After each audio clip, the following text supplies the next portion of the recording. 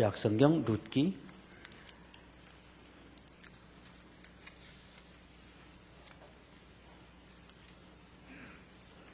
1장 1절에서 7절까지 말씀입니다. 사사들이 치리하던 때에 그 땅에 흉년이 드니라. 유다 베들레헴의 한 사람이 그의 아내와 두 아들을 데리고 모압 지방에 가서 거류하였는데 그 사람의 이름은 엘리멜렉이요 그의 아내의 이름은 나오미요 그의 두 아들의 이름은 말론과 기련이니 유다 베들레헴 에브랏 사람들이더라. 그들이 모압 지방에 들어가서 거기 살더니 나오미의 남편 엘리멜렉이 죽고 나오미와 그의 두 아들이 남았으며 그들은 모압 여자 중에서 그들의 아내를 맞이하였는데 하나의 이름은 오르바요 하나의 이름은 룻이더라. 그들이 거기에 거주한 지 10년쯤에 말론과 기론 두 사람이 다 죽고 그 여인은 두 아들과 남편의 뒤에 남았더라. 그 여인이 모압 지방에서 여호와께서 자기 백성을 돌보시사 그들에게 양식을 주셨다 함을 듣고 이에 두 며느리와 함께 일어나 모압 지방에서 돌아오려 하여 있던 곳에서 나오고 두 며느리도 그와 함께하여 유다 땅으로 돌아오려고 길을 가다가. 아멘. 우리가 사람으로서 책임감과 지켜야 할 최소한의 도리를 가지고 인간관계를 맺어 나간다는 것은 매우 중요한 덕목입니다. 그러나 사람으로서 갖춰야 될 최소한의 도리와 최소한의 책임감을 가지고 상대방을 대해야 된다고 하는 이것이 하나님과의 관계를 맺는 데 있어서는 때때로 치명적인 장애물이 되기도 합니다. 오늘 6절, 7절에 보신 대로 나오미가 모압 지방을 떠나서 유다 베들레헴으로 다시 돌아가야겠다는 결심을 합니다. 그리고 살던 곳을 나와서 유다로 가는 길을 가고 있는데 이것이 6절과 7절 말씀입니다. 그 여인이 모압 지방에서 여호와께서 자기 백성을 돌보시사 그들에게 양식을 주셨다 함을 듣고 이에 두 며느리와 함께 일어나 모압 지방에서 돌아오려 하여 있던 곳에서 나오고 두 며느리도 그와 함께하여 유다 땅으로 돌아오려고 길을 갔다. 이것이 6절과 7절 말씀입니다. 나오미에게 있어서 사실 지난 10년여 세월은 환경적으로든지 개인적으로든지 모든 것이 수수께끼처럼 꼬여있는 그런 세월이었습니다.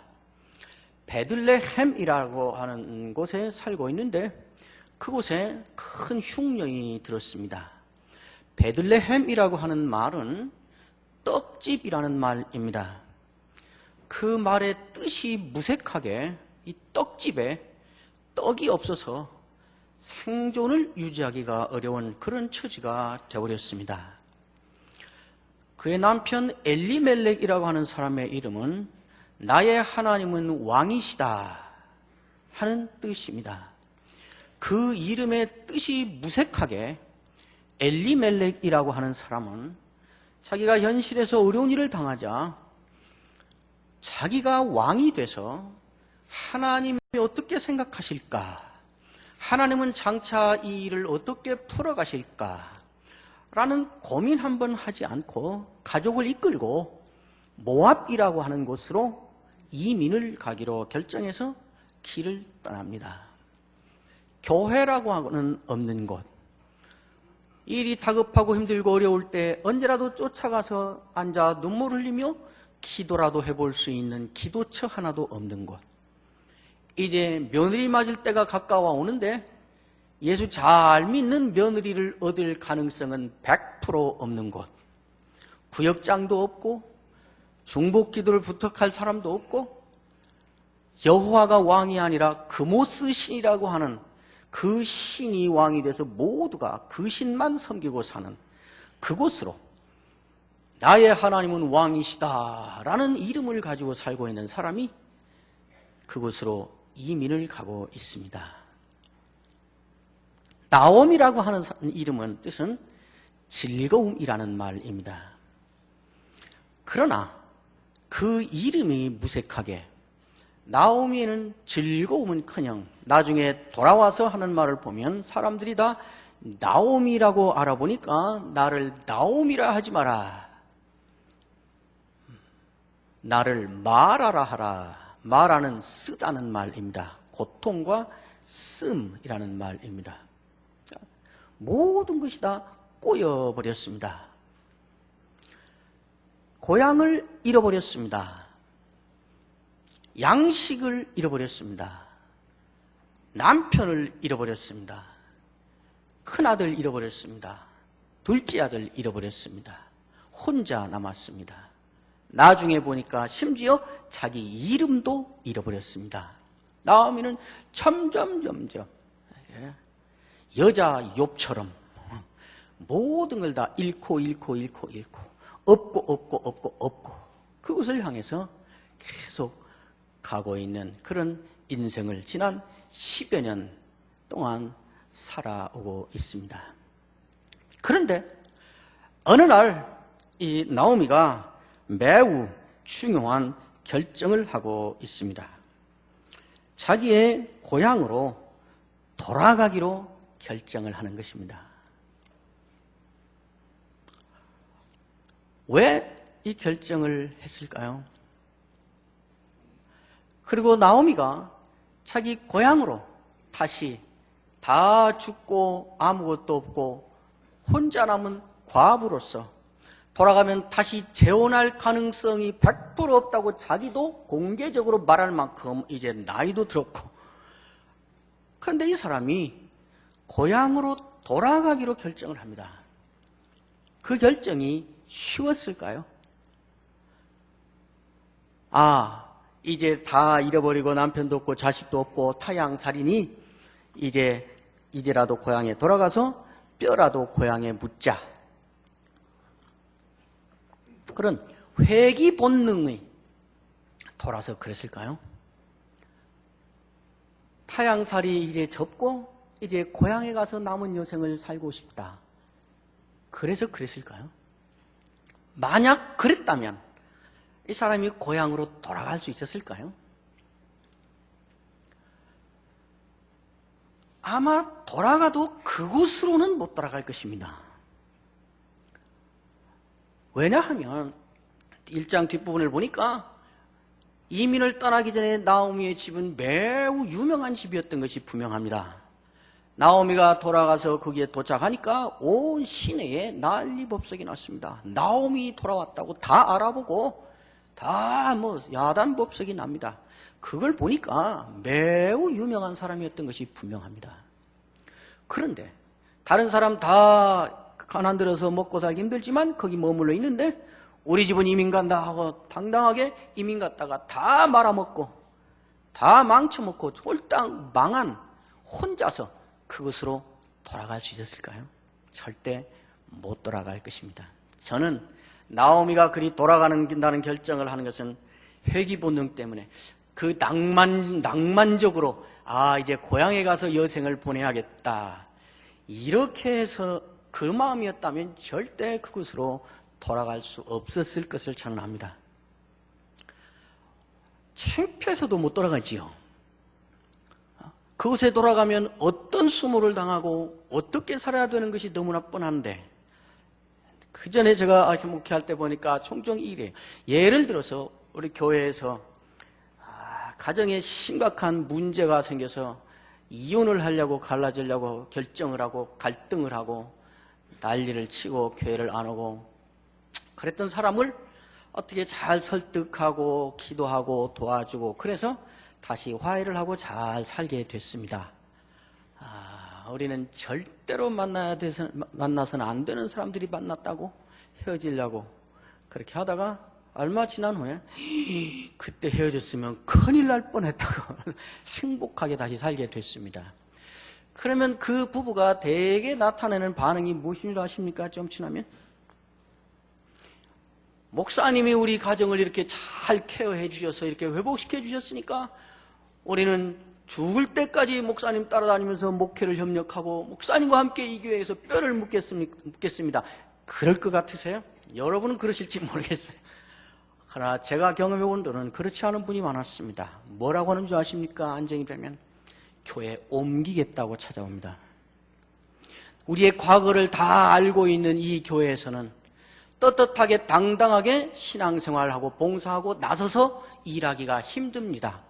우리의 과거를 모르는 곳에 가서 떳떳하게 봉사하며 새롭게 교회 생활하겠습니다 하고 옵니다. 야속하고 서운하지만은 이해가 됩니다. 나오미가 저는 그러므로 베들레헴으로 돌아가겠다고 결심했을 때 이것은 매우 로맨틱한 그런 자연스러운 결정이 아니라 매우 의지적인 그리고 매우 결단성 있는 자기의 자연스러운 정서를 거스리는 그러한 결단이었다고 저는 이해가 갑니다. 돌아가도 그 동네로는 못 가지요. 다른 동네 가서 그냥 숨어서 이렇게 살다가 조용히 세상을 떠나고 싶겠죠. 왜 그리 돌아가려고 그런데 하는가? 나오미가 굳이 베들레헴으로 돌아가기로 결심하는 그 창피한 곳, 죽어도 내가 다른 곳에서 죽지 그곳으로 가서 그 사람들에게 내 꼴을 보이며 살고는 싶지 않은 그곳, 왜 그곳으로 굳이 가려고 이렇게 결단을 하고 있는가? 6절에 보면 나오미가 왜 그런 결단을 하는가 하는 이유가 나와 있습니다. 그 여인이 모압 지방에서 여호와께서 자기 백성을 돌보시사 그들에게 양식을 주셨다 함을 듣고 이에 두 며느리와 함께 이렇게 말하고 있습니다. 나오미가 돌아가야겠다 하고 마음을 먹은 결정적인 근거와 계기가 무엇인가? 그곳에 여호와께서 자기 백성을 돌보시고 그들에게 양식을 주시고 있다 하는 소문을 들은 것입니다. 다른 말로 하면 여호와께서 긍휼을 그곳에 베풀고 계시다. 여호와의 긍휼이 그곳에서 지금 나타나고 있다. 그 소문을 들은 것입니다. 나오미는 하나님의 긍휼, 다른 말로 더 바꿔서 말하면 긍휼의 하나님에 대하여 눈이 뜨인 것입니다. 그래서 하나님의 긍휼이 있는 곳으로 내가 돌아가겠다. 긍휼의 하나님을 향하여 내가 이제 돌아가야겠다. 내가 죽어도 긍휼의 하나님께로 돌아가서 거기서 죽어야겠다 하는 생각을 하게 된 것입니다. 그리고 이어서 나오미는 이에 두 며느리와 함께 일어나 모압 지방에서 돌아오려 했다 그랬잖아요. 그걸 듣고 돌아가야겠다 하는 마음이 생겼고 결심을 했습니다. 그리고 7절에 보면 그래서 있던 곳, 즉 모압, 자기가 살던 그곳에서 나오고 그랬습니다. 나왔다. 그리고 두 며느리도 그와 함께하여 유다 땅으로 돌아오려고 길을 갔다. 그 소식을 듣고 긍휼의 하나님이시구나. 하나님의 긍휼이 그곳에 임하고 있구나. 그렇다면 하나님의 긍휼이 있는 곳으로 이제 내가 돌아가야 되겠다 하는 생각을 가지고 그 다음에 그곳에서 일어나서 나왔습니다. 그리고 하나님의 긍휼이 있는 곳, 긍휼의 하나님이 있는 곳을 향하여 가는 길에 서 있습니다. 그곳을 향하여 걷고 있습니다. 이 모습을 가만히 이렇게 눈에 떠오르면 참 매우 감격스러워요. 하나님에 대한 지식이 언제나 우리에게 어떤 행동을 불러일으키지는 않습니다. 하나님 되심, 우리가 알고 있는 하나님의 그 지식이 허구이거나 그것이 힘이 없거나 그것이 사실이 아니어서가 아니라 하나님에 대한 지식을 갖고 있음에도 불구하고 하나님을 그렇게 알고 있는 지식에 걸맞는 반응을 하지 않는 우리 때문에 그것이 행동을 수반하지 않는 경우가 많이 있습니다. 하나님은 우리의 기도를 들으시는 분이다. 이것은 하나님에 대한 우리의 지식입니다. 그러나 그렇기 때문에 어려울 때 엎드려서 평소에 무릎 꿇고 앉아서 기도를 들으시는 하나님이기 때문에 그분에게 기도하는 행동을 하는 사람은 그렇게 많지 않아 보입니다. 하나님은 내가 싫어하는 사람일지라도 내가 용서하고 사랑하는 것을 기뻐하시고, 그렇게 이웃을 사랑하는 사람에게 하나님은 복을 주신다. 이것은 하나님에 대한 우리의 지식입니다. 그러나 지식이 그러하니까, 내가 하나님을 그렇게 알고 있으니까, 그렇게 알고 있는 것에 걸맞게 다른 사람을 용서하고 다른 사람을 사랑하는 반응을 수반하는 그러한 사람은 많지 않습니다. 거기에는 매우 강한 의지적인 결단과 의지적인 자기 통제가 필요한 것이죠. 그 대목에 우리는 자주자주 실패하곤 합니다. 그런데 나오미는 긍휼의 하나님이 거기 계시구나, 그에게로 돌아가야 될 텐데 하는 마음이 들고, 그래서 그는 오늘 7절에 본 것처럼 일어나서 거기에서 있던 곳에서 나와 그랬습니다. 그리고 그곳을 향한 길에 서서 걸어가고 있다, 이렇게 말하고 있습니다. 하나님에 대한 지식이 우리로 하여금 그 지식에 걸맞는 행동을 하게 하고 있는가? 우리가 의지적으로 우리가 알고 있는 하나님 그 지식에 걸맞게 지금 반응을 하고 있는가 하는 것을 검토해보도록, 점검해보도록 우리에게 요구하고 있는 말씀입니다. 나오미가 가면서 온갖 생각이 들었을 것입니다. 훨씬 더 소망보다는 절망, 평안보다는 불안한 생각이 많이 있었을 것입니다. 일본에 지진이 이렇게 일어나고 그래서 제가 한 2주 전에 일부러 영화를 찾아서 대지진이라는 영화를 제가 집에서 텔레비로 봤습니다.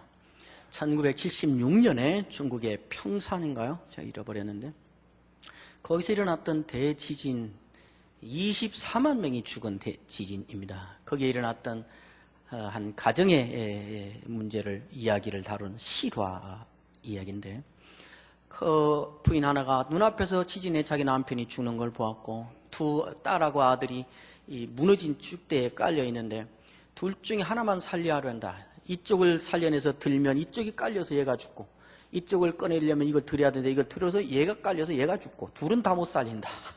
하나를 택해라. 엄마가 어떻게 택하겠어요? 그러나 둘 다 죽일 거냐? 그러니까 결국은 하나를 택하는데 그 아들을 택했습니다. 아들이 팔이 잘려서 팔 없이 살아갑니다.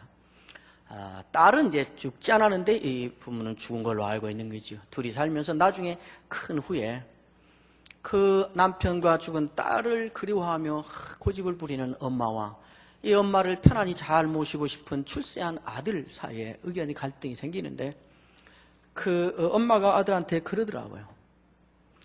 모든 것을 다 잃는다는 것이 어떤 건지 네가 알기나 하냐? 그러더라고요.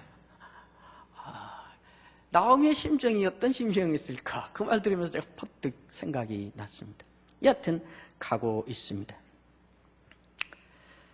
나오미는 모든 것을 이제 자기가 혼자서 결정해야 되고 자기 혼자서 모든 것을 책임져야 되는 상황에 불쑥 던져진 것입니다. 이런 상황에서 그가 이렇게 매우 중대한 결정을 한 것입니다. 이곳 모압을 떠나서 다시 베들레헴으로 돌아가자. 그래서 있던 곳에서 나오고 유다 하나님의 긍휼이 임하고 있는 그곳을 향하여 가자. 그래서 그가 유다 땅으로 돌아오려고 가는 길을 가고 있습니다. 나오미가 그곳으로 가려고 하는 결단한 것은 얼마나 어려운 상황인가를 제가 지금 밝혔습니다. 그런데도 왜 그곳으로 가려고 하는가?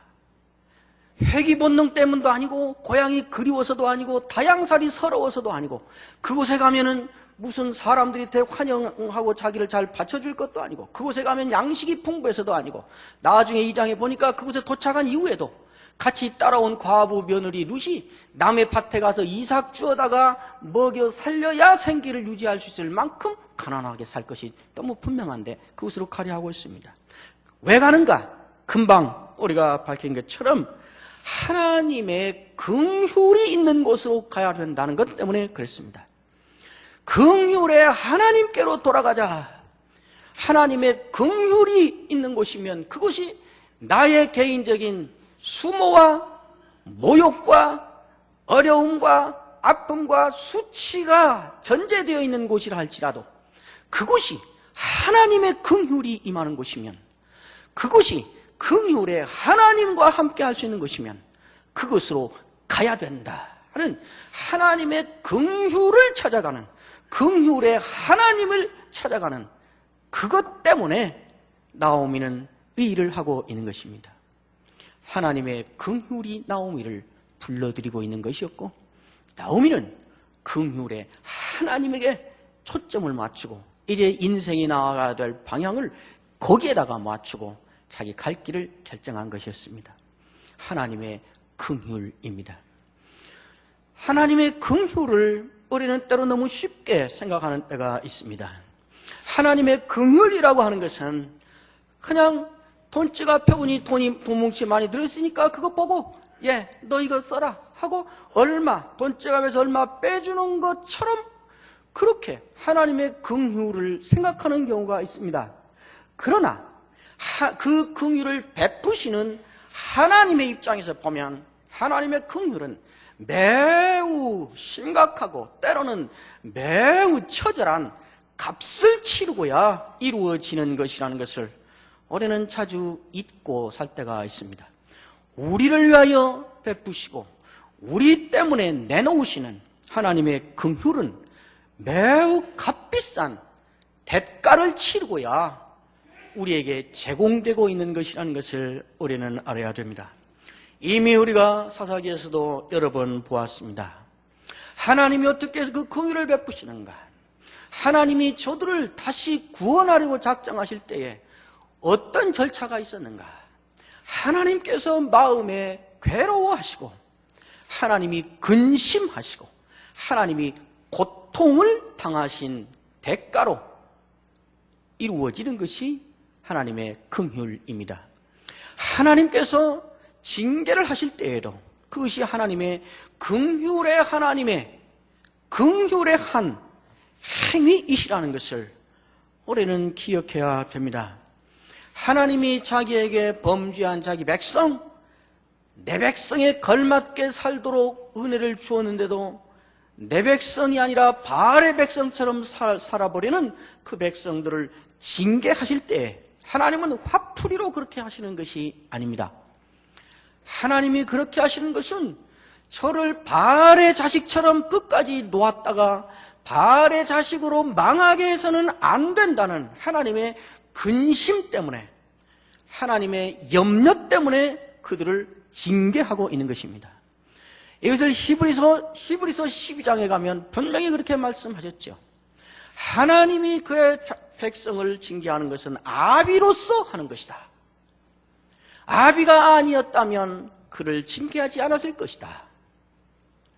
하나님이 징계하지 않는 자식은 사생자요, 하나님의 친아들이 아니라는 증거이다.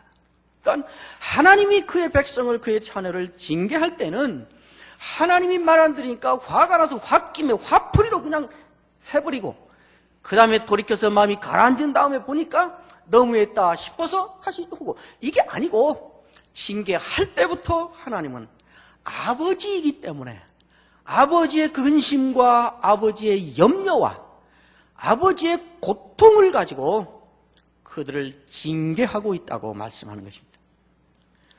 그래서 그들이 당하는 고통을 볼 때에 하나님은 또 제2의 대가를 지불하십니다. 그것이 근심입니다. 사사기에서 사사를 내놓을 때 하나님이 그의 백성들이 고통스러워서 신음소리를 내는 것을 들으시고 마음이 근심해서 그들에게 사사를 세우셨다. 그랬지 않습니까? 뿐만 아닙니다. 하나님의 긍휼이 우리에게 임할 때 많은 경우에는 그 긍휼은 하나님 자신이 모욕을 당하는, 하나님 자신이 멸시를 당하는 그러한 대가를 하나님이 걸머지고 우리에게 그 긍휼이 주어지고 있다는 것을 기억해야 됩니다. 16장, 사사기 16장에 가시면 삼손이 하나님의 사사답게 살지 않고 그렇게 살다가 붙잡혀서 힘이 없어져서 눈을 다 빼이고 이제 사람들에게 장난감이 되어서 재주를 부리는 장면이 나옵니다. 사사기 16장 23절과 24절이지요. 하나님의 특별 대우를 받은 이 사람 삼손이 제 속에는 좋은 대로 제멋대로 살다가 머리를 깎이우고 힘을 잃었습니다. 블레셋 사람들이 와서 그를 잡았습니다. 두 눈을 빼버렸습니다. 그리고 그에게 맷돌을 돌리게 합니다. 그리고 그 나라의 잔칫날 그를 불러내서 제주를 부리게 합니다. 거기에 왕과 모든 만조 백관들이 모여있고 백성 국민 대표 3,000명이 그 궁궐에 구경꾼으로 와 있습니다. 그 삼손을 거기다 놓고 제주를 부리게 하면서 이들이 함성을 지릅니다. 삼손을 보고 다 거기에 있던 사람들이 모두 함성을 지르는데 그 함성이 무슨 대한민국 짜작짜작짝 이런 함성이 아닙니다. 그들이 지르는 함성이 23절과 24절입니다. 블레셋 사람의 방백들이 이르되 우리의 신이 우리 원수 삼손을 우리 손에 넘겨주었다 하고 다 모여 그들의 신 다곤에게 큰 제사를 드리고 즐거워했다. 백성들도 삼손을 보았으므로 이르되 우리의 땅을 망쳐놓고 우리의 많은 사람을 죽인 원수를 우리의 신이 우리 손에 넘겨주었다 하고 자기들의 신을 찬양하며, 삼손이 모욕을 당하고 있는 것이 아니고 하나님이 모욕을 당하고 있습니다.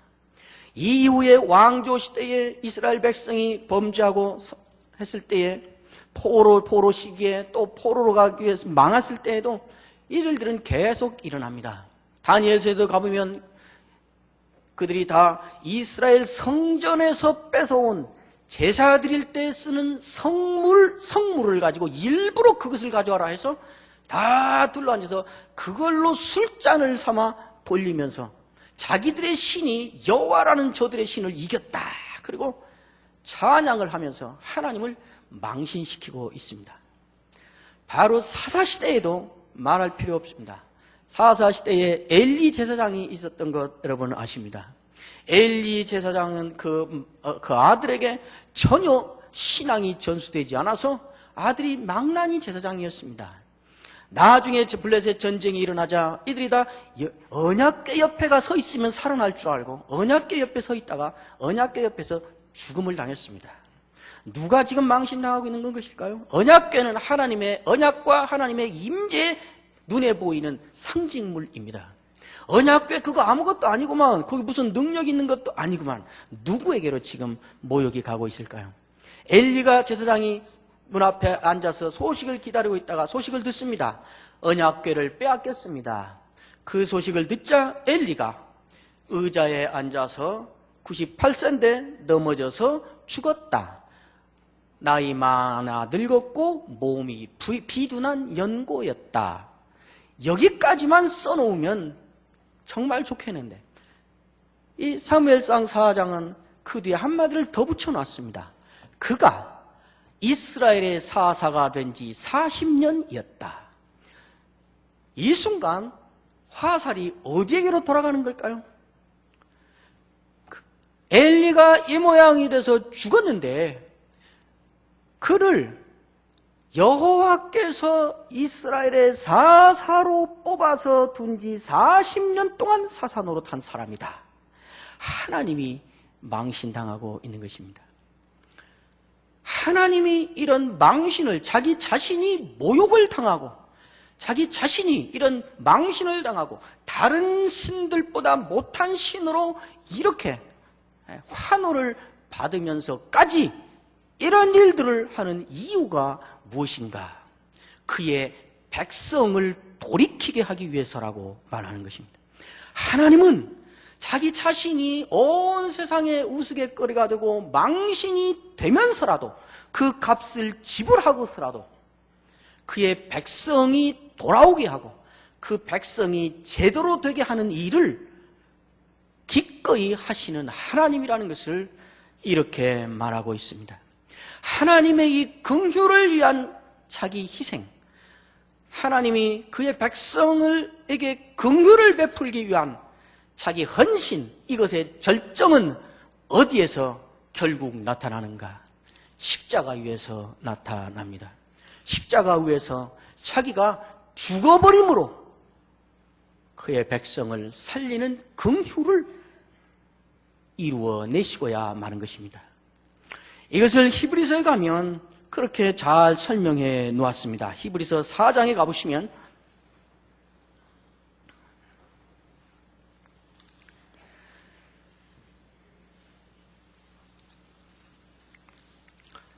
히브리서 4장 14절, 그러므로 우리에게 큰 대제사장이 계시니 승천하신 이 곧 하나님의 아들 예수시라. 우리가 믿는 도리를 굳게 잡을지어다. 우리에게 있는 대제사장은 우리의 연약함을 동정하지 못하실 리가 아니요 모든 일에 우리와 똑같이 시험을 받으신 이로되 죄는 없으시니라. 그러므로 우리는 긍휼하심을 받고 때를 따라 돕는 은혜를 얻기 위하여 은혜의 보좌 앞에 담대히 나아갈 것이니라. 14절 15절은 계속해서 우리에게 큰 대제사장이 있다고 말합니다. 이 큰 대제사장이 누군가? 예수 그리스도시지요. 이 우리에게 주어져 있는 이 큰 대제사장은 무엇을 했는가? 그가 한 일이 무엇인가? 그것을 15절이 말하고 있습니다. 우리의 연약함을 동정했다. 이 동정했다는 말이 그렇게 좋은 말이 아닌데 그 개역 성경은 그는 우리의 연약함을 체휼하지 않은 분이 아니오 이렇게 말했습니다. 저는 그 말이 훨씬 더 좋은 말이라고 생각하는데 실감나는 이 말은 쉽게 풀면 이 말입니다. 그는 우리에게 있는 큰 대제사장이신데 그분은 우리의 처지가 됐다 이 말입니다. 우리와 똑같은 처지가 됐다. 우리가 똑같은 처지가 됐다는 말의 핵심 내용이 뭔가 하면 우리하고 같이 죄인처럼 돼서 죄인이 죽어야 될 죽음을 죽었다 이 말입니다. 이 말을 빌립보서 2장 6절에서 8절에 가면 더 잘 설명해 놨죠. 그는 근본 하나님의 본체시나 근본 하나님 자신이지만은 하나님과 동등됨을 취할 것으로 여기지 아니하시고 자기를 비워 사람과 같이 되었다. 우리 사람과 같이 되어서 십자가에 죽기까지 복종했다. 여기 우리의 연약함을 체휼했다고 히브리서에서 한 말을 빌립보서에서 사도 바울은 그가 하나님이기를 포기하고 사양하고 죄인된 사람이 돼서 그 죄인들이 죽어야 될 죽음을 자기가 죽었다. 이렇게 설명해주고 있습니다. 그것을 여기는 지금 우리와 연약함을 자기도 체휼했다. 이렇게 말씀하고 있습니다. 이것이 하나님이 스스로 취해받은 모욕의 극치였고 하나님이 취하신 긍휼을 이루기 위한 절정의 헌신의 모습이었습니다. 우리가 얻은 긍휼은 그렇게 해서 이루어진 것이라 그 말입니다. 그래서 16절은 그 긍휼을 근거로 그러므로 우리는 긍휼하심을 받고 때를 따라 돕는 은혜를 얻기 위하여 은혜의 보좌 앞에 담대히 나아가라고 말씀하고 있습니다. 은혜의 보좌 앞에 긍휼을 얻기 위하여 담대히 나아갈 수 있는 근거가 여기 있다는 것입니다. 그 유일한 근거는 무엇인가? 하나님의 긍휼이라는 것입니다. 그 긍휼의 절정이 무엇인가? 하나님의 자기 죽음입니다. 우리가 가진 긍휼은 그렇게 값비싼 것이라고 말씀하는 것입니다. 그러므로 이제 그 긍휼을 근거로 담대하게 하나님께로 나아가라고 하나님께로 돌아오라고 말하고 있습니다. 어떤 자리에서도 어떻게 실패한 자리에서도, 어떻게 무너진 자리에서도 우리는 그러므로 일어나서 오늘 히브리서 4장에 말씀한 것처럼 담대하게 하나님께로 다시 돌아갈 수 있다는 것입니다. 말이 좋아서 담대하게지 실제 우리말로 표현하면 뻔뻔스럽게입니다. 돌아가신 박윤선 목사님은 강청하는 기도를 해야 된다고 이런 같은 맥락에 말씀하시면서 그걸 철면피적인 기도라고 그랬습니다. 우리의 기준으로 보고 우리의 위신으로 보고 우리의 체면으로 볼 때는 참 뻔뻔스럽고 철면피 같아서 감히 그렇게 할 수 없지만은 그러나 하나님께서는 그것을 위하여 죽으셨다고. 그러니까 그것을 근거로 어떤 상황에서든지 어떤 처지에서든지 어떤 이유로 어려움에 있든지 너의 어떤 실수와 어떤 네 자책으로 그런 처지에 있든지 하나님께 못 돌아갈 이유가 없다고 말씀하고 있는 것입니다. 우리는 하나님의 긍휼 때문에 하나님께 돌아갈 수 있는 것입니다. 그런데 그렇게 잘 안 하려 합니다. 최소한의 도리와 최소한의 체면을 유지하려 하고 가려고 하는 것입니다. 이것이 사람과 사람 사이에서는 중요한 덕목이지만 하나님과의 관계에 있어서는 치명적인 장애가 될 때가 있습니다. 그전에 제가 사역할 때 참 답답한 경우가 이런 경우들이었습니다. 신앙생활도 제대로 않고 오래 딴짓하고 그러다가 어려운 일이 닥쳤어요. 신방을 갑니다. 가서 선생님 이제 이게 큰 어려운 일 당했는데 그래도 어쨌든 이번 일을 기회로 다시 신앙생활 회복하시고 교회 나오시고 다시 신앙생활 하시지요. 그래요? 그분이 그런 게 아니고 제가 그랬단 말입니다. 그러면 이제 그 말 듣고 이렇게 반응합니다. 예, 저도 그런 것 같습니다. 제가 신앙생활을 않고 믿음생활 제대로 않고 하니까 하나님이 저를 치셔서 이런 일이 생긴 것이 확실합니다. 저도 하여튼 그래서 이번 일은 제가 믿음생활 제대로 않고 신앙생활 않고 그러다가 이런 일 당한 거니까 이번 일은 하여튼 제 잘못으로 된 일이니까 제가 감당을 해야지요. 이번 일을 잘 마무리하고 나면 이제 새로 이제 교회 나가서 신앙생활 새롭게 시작하려고 그렇지 않아도 맘먹고 있습니다. 그래요. 어떻게 들리세요? 어려움의 극치에 빠져서 신음하는 분에게 제가 뭐라고 할 수는 없어서 말은 않지만은 속으로는 매우 답답합니다. 뭐라고요?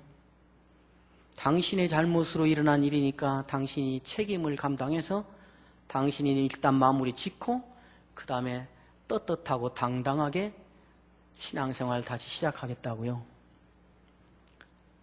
당신이 잘못해서 벌어진 일을 당신 책임으로 수습할 수 있다고 생각합니까? 우리는 그런 존재가 아닙니다. 만약 하나님께서 얘들아 이제부터 우리 계산을 제대로 하자. 네가 잘못한 것에 대해서는 책임을 내가 제대로 묻고 네가 잘한 것에 대해서는 내가 상을 제대로 주고 우리 앞으로는 계산 제대로 하면서 함께 가자. 이렇게 하시고 만약 나오시기로 작정하시면 잘했으니까 받을 것은 눈꽃만큼 잘못했으니까 책임져야 될 것은 하늘만큼 땅만큼 우리가 아무리 마음이 강팍해도 그건 인정할 수 있잖아요. 만약 하나님이 그렇게 하시기로 작정했으면 12번도 더 죽고 골백번도 더 망했어야 맞는 것입니다. 아무도 자기 잘못을 자기 스스로 깨끗하게 처리하고 책임지고 해결하고 그 다음에 당당하고 떳떳하게 하나님과 다시 관계를 맺고 신앙생활을 할 수 있는 사람이 우리 가운데 누가 있다고 생각합니까? 저는 하박국의 기도를 너무 좋아합니다. 하박국이 하나님을 새롭게 확인하고 3장에 넘어가면 이제 바로 그렇게 말하지요. 하나님이여 진노 중에라도 긍휼을 잊지 마옵소서. 하나님, 내가 한 짓을 보면 진노를 받아 죽어야 맞습니다. 그러니까 죽여주십시오. 죽겠습니다. 그게 아닙니다. 예, 제가 한 짓을 보면 죽어야 맞습니다. 그러나 하나님, 저 죽기 싫어요. 죽이지 말아주세요. 전 아이를 셋 키웠습니다. 4살, 7살, 8살 때 데리고 유학을 떠나서 10살, 막둥이 10살 때 돌아오는데, 거기에 초등학교 아이들이 다닐 때 제가 어떤 약속을 하죠. 이런 건 하지 마라. 이거 하면은 10대씩 맞는다. 알겠지? 약속을 받고. 근데 그걸 잘못했어요. 그러면 이리 와. 약속대로 해야지. 할 때 맞아야지. 그러면 큰애하고 특히 막둥이는 난리가 나요. 큰애는 눈 멀리고 뭐 어쩔 줄을 모르고, 막둥이는 뭐 말귀를 막 툭툭툭 튀어요. 막 아빠 잘못했어. 아빠 죄송해요. 엄마 죄송해요. 엄마 죄송해요. 잘못했어요. 눈 떠지고 안 맞으려고, 때리지 말라고, 아프다고 난리가 나요. 둘째는 이게 딸인데요. 저의 모든 탁월한 못된 것을 다 가져갔습니다. 딱 버티고 서서 10대를 다 맞아내요. 동생이 막 오면 울지마 울지마 울지마 그러면서 딱 버티고서 그 초등학생이 10대를 다 맞아내요. 제가 그 아이를 때리면서 무슨 마음이 들까요? 진짜 너는 책임감이 강하구나. 너 큰 인물 되겠다. 그럴 것 같아요? 제가 제 자식인데 때리면서도 걔가 징그럽고 무서워요. 하나님께 우리가 떳떳하고 당당한 모습으로 나가서 새로 시작하겠다고요?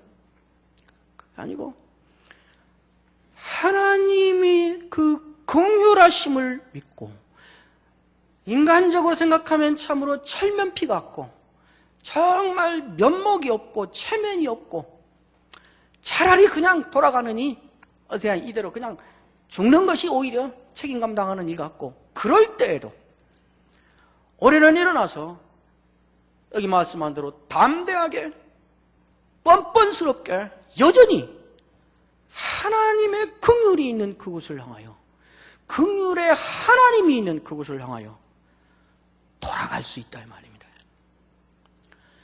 둘째 아들이, 집 나간 탕자 둘째 아들이 그에게 돌아오기로 결심한 것은, 나는 이제 아들이 아니고 종으로 하면 되니까 그래서 돌아올 수 있었던 거 아닙니다.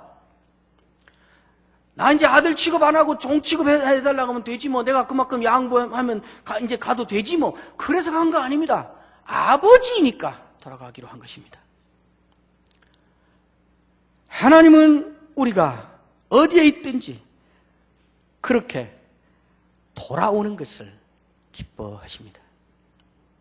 나오미가 그랬듯이 오늘 우리도 어떤 처지에서든지 어떤 상황에서든지 내가 그 문제를 해결했기 때문이 아니라, 내가 회개했기 때문이 아니라, 그냥 하나님이 나에게 긍휼을 베푸시니까, 하나님이 나 같은 자인데도 그가 죽어버렸으니까 그래서 가는 것입니다. 우리는 회개하고 드디어 회개했으니까 하나님께 가는 것이 아니고, 뻔뻔스럽지만 하나님께 가고 거기서 그래서 회개하게 되는 것입니다. 그러므로 우리는 긍휼하심을 받고 때를 따라 돕는 은혜를 얻기 위하여 은혜의 보좌 앞에 담대히 나아갈 것이니라. 긍휼의 하나님 때문에 오늘 또 하나님을 향하여 돌아가기로 결정하고 그 하나님께로 돌아가는 길목에 서서 걸어가는 여러분들이 되시기를 주의 이름으로 축원합니다. 기도하겠습니다. 하나님께서 우리에게 긍휼을 베푸시고 계신다는 사실 때문에 오늘 또 우리는 용기를 얻습니다. 하나님이 우리에게 긍휼의 하나님이라는 사실 때문에 참으로 면목이 없고 뻔뻔스럽고 파렴치한 같지만은, 그러나 은혜의 보좌 앞에 다시 나아가 돌아가기로 작정합니다. 긍휼의 하나님과 평생을 동행하며 그 긍휼을 누리며 사는 우리가 되게 하여 주옵소서. 예수님의 이름으로 기도하옵나이다. 아멘.